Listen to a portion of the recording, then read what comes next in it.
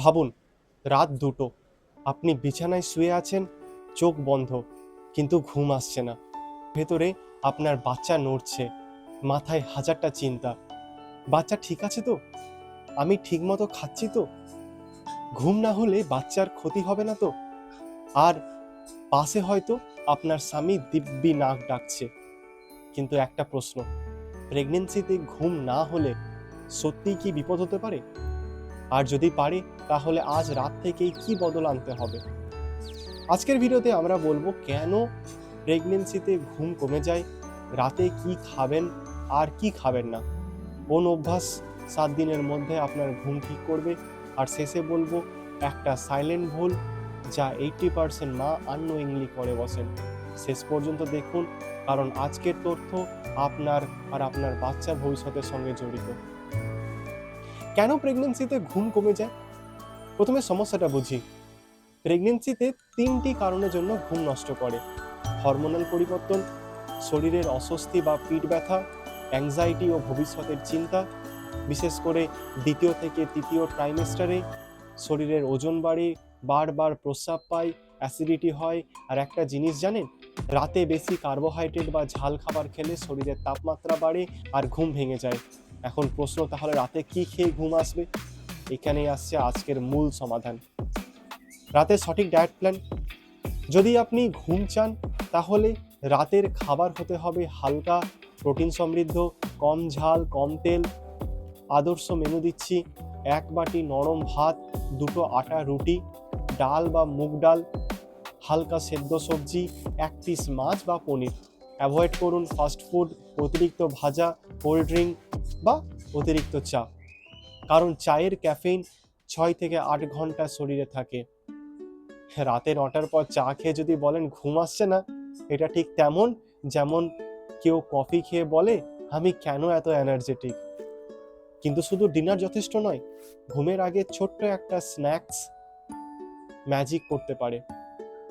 রাতের ঘুমের আগে ম্যাজিক স্ন্যাক্স। অনেক মা একটা বড় ভুল করেন, রাতের খাবারের পর কিছুই খান না। ফলাফল, রাতে ব্লাড সুগার কমে যায়, বাচ্চা বেশি নড়াচড়া করে, আপনার ঘুম ভেঙে যায়। ঘুমের 30 মিনিট আগে নিন 1 গ্লাস হালকা গরম দুধ, তার সাথে 2টো বাদাম অথবা একটা কলা। দুধে থাকে ট্রিপ্টোফ্যান, যা ঘুমের হরমোন মেলাটোনিন বাড়ায়। এখন হয়তো ভাবছেন, আমি যদি দুধ খাই যদি গ্যাস হয়, ঠিক আছে, তাহলে দুধের বদলে উষ্ণ হলুদ দুধ বা ওটস নিতে পারেন। কিন্তু ডায়েটের সাথে যদি অভ্যাস না বদলান, তাহলে ফল পাবেন না। ঘুমের 3টি শক্তিশালী অভ্যাস। 30 মিনিট আগে মোবাইল বন্ধ করুন, নীল আলো আপনার মেলাটোনিন নষ্ট করে। রাতে শোবার আগে আপনি কি রিল স্ক্রল করতে করতে আর 5 মিনিট বলেন? এই 5 মিনিটই আপনার 2 ঘন্টার ঘুম কেড়ে নিচ্ছে। লেফট সাইডে ঘুমান, এতে বাচ্চা রক্ত সঞ্চালন ভালো হয়।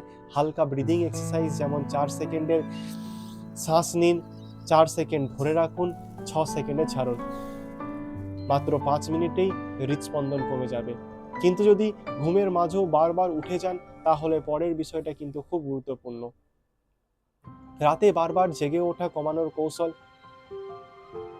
সন্ধ্যার পর জল কমান, কিন্তু সারাদিন যথেষ্ট জল পান করুন। শোবার আগে বাথরুমে যান, ভালো বালিশ ব্যবহার করুন। আর একটা জরুরি কথা, যদি ঘুমের সমস্যা 2 সপ্তাহের বেশি থাকে, তাহলে গাইনোকোলজিস্টের সাথে কথা বলুন, কারণ কখনো কখনো আয়রন ডেফিসিয়েন্সি বা থাইরয়েড সমস্যার জন্য ঘুমে প্রভাব ফেলে। কিন্তু এখন আসছে সেই সাইলেন্ট ভুল, যেটা 80% মা ভুলে যান। অনেক মা সারাদিন ঠিকমতো খাবার খান না, তারপর রাতে খিদে পায়, একসাথে বেশি খেয়ে ফেলেন। ফলাফল, অ্যাসিডিটি, অস্বস্তি, ঘুম নষ্ট। প্রেগন্যান্সিতে কম কিন্তু বারবার খাওয়াই সঠিক উপায়। আপনার শরীর শুধু আপনার না, আরেকটা ছোট্ট প্রাণ আপনার ওপর নির্ভর করছে। আজ যদি আপনি ঘুম ঠিক না করেন, আগামী কাল আপনার এনার্জি কমে যাবে। বাচ্চার জন্মের পর সেই ক্লান্তি বহু গুণে বাড়বে। মা হওয়া পৃথিবীর সবথেকে সুন্দর অনুভূতি, কিন্তু সুন্দর রাখতে হলে সচেতনও হতে হবে। আজ রাত থেকেই শুরু করুন, হালকা ডিনার, উষ্ণ দুধ, মোবাইল অফ, লেফট সাইডে স্লিপ। আপনার শরীর যত্ন মানে আপনার সন্তানের ভবিষ্যতের যত্ন। কমেন্টে লিখুন, আমি আজ থেকে শুরু করছি।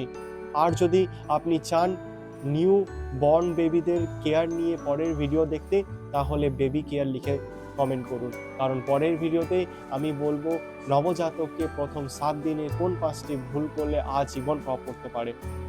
সাবস্ক্রাইব করে নিন, নিজের জন্য না, আপনার সন্তানের জন্য। দেখা হবে পরের ভিডিওতে। ততক্ষণের জন্য স্টে ফিট, স্টে হেলদি। ধন্যবাদ।